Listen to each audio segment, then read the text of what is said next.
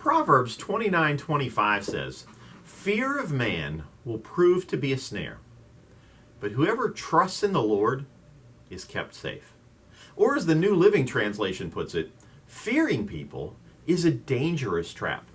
Today on an abbreviated 10 with Tom, we are talking about seeking God's approval, not people's. If your life's goal is to have the approval of people, you will never really feel secure. Why is that? Because the time will come when you do something that they disapprove of. Then what? Proverbs 29:25 teaches us that fearing people is a dangerous thing, but that trusting in the Lord means safety. A trap is just another word for a prison. If someone other than God can determine your worth as a person, that someone can make you feel like a prisoner any time that they decide to.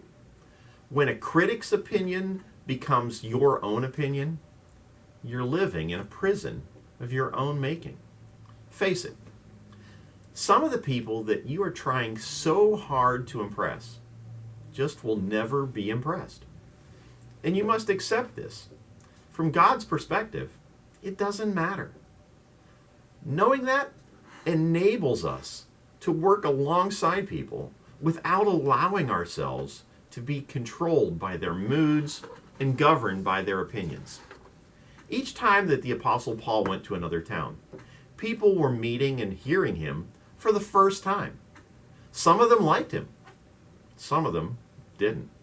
He wrote in his second letter to the church in Corinth, "For some say his letters are weighty and forceful, but in person he is unimpressive, and his speaking amounts to nothing." Could you imagine being their pastor if that's how they felt about the Apostle Paul?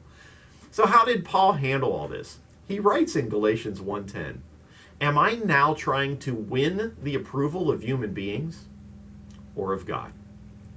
Or am I trying to please people? If I were still trying to please people, I would not be a servant of Christ." In order to feel secure in life and fulfilled in what you're doing, we must reach the place where we can look in the mirror and say, "I am loved and approved by God."